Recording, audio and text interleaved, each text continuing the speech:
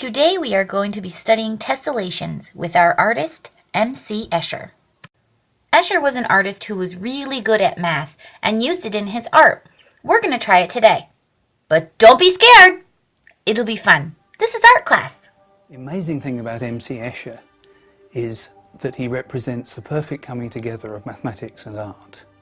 These are two different worlds, but in his work they're brought together as one.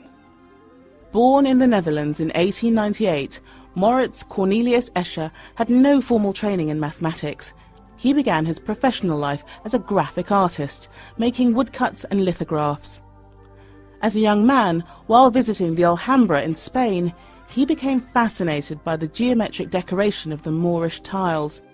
It would be a defining moment for Escher as an artist. From then on, he would spend much of his life experimenting with an area of mathematics known as tessellation. Tessellation is about regular patterns that divide the plane. That means that they split the plane up into lots of little tiles, and those tiles fit together perfectly. They don't overlap and they don't leave any gaps. It may seem that the premise of tiling a plane or surface with regular repeating units is a very simple idea, but it's absolutely fundamental to mathematics, and the reason is that it's about symmetry.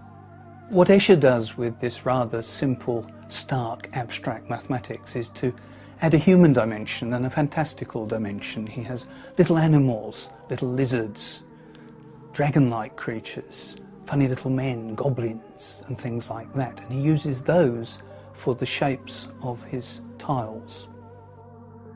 Escher's work really divides into two different periods. His early work is intuitive, no contact with mathematicians, he's interested in tessellations, and that's about it.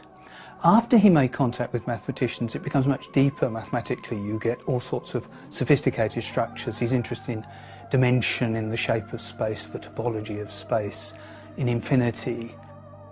Cosmologists think that our universe might actually be Escher-shaped. So some of Escher's work may have anticipated very deep features of modern cosmology. Using only basic drawing tools, he created Circle Limit 3, an astonishingly accurate representation of space as it edges towards infinity. Nearly 40 years later, mathematicians confirmed that it was absolutely right to the last millimetre. Escher was excited by the work of mathematicians such as Roger Penrose, who created the impossible triangle. He was also fascinated by the unusual properties of the Mobius strip, an object that appears to have only one side. What's fascinating about visual illusions to everybody is that they show us that we don't just perceive the world as it is.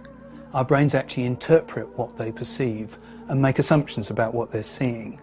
Escher's visual illusions give that part of our brain a real workout. What is this thing we're looking at? What am I seeing here? Escher was inspired by this to create some of his most famous works, images that look convincing yet defy logic. The concepts of infinity, reflection and the nature of visual perception were to intrigue Escher until his death in 1972, and his legacy lives on.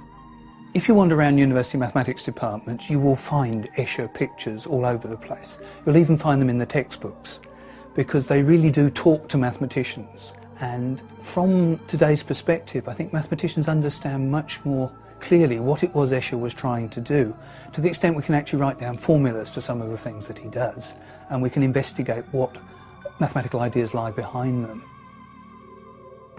Mathematicians know their subject's beautiful. Escher shows us that it's beautiful. Now you're going to make your own tessellation. Watch this video to learn the steps to make your own tessellation, and we'll do it together. To making an Escher tessellation. Step 1. Fold your index card in half, crease, and cut.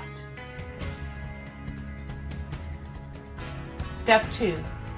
Draw a design with your pencil along one side of the card from corner to corner and cut. Step 3. Slide the cut piece across to the opposite side and tape, making sure not to turn or rotate. Step 4. Draw another design on one of the straight sides from corner to corner and cut. Step 5. Slide the cut piece to the opposite side and tape. Step 6. Place your shape in the corner of your sheet and trace. Step 7. Tessellate the shape across the whole page. Now you're ready to create your own Escher-like tessellation. Enjoy!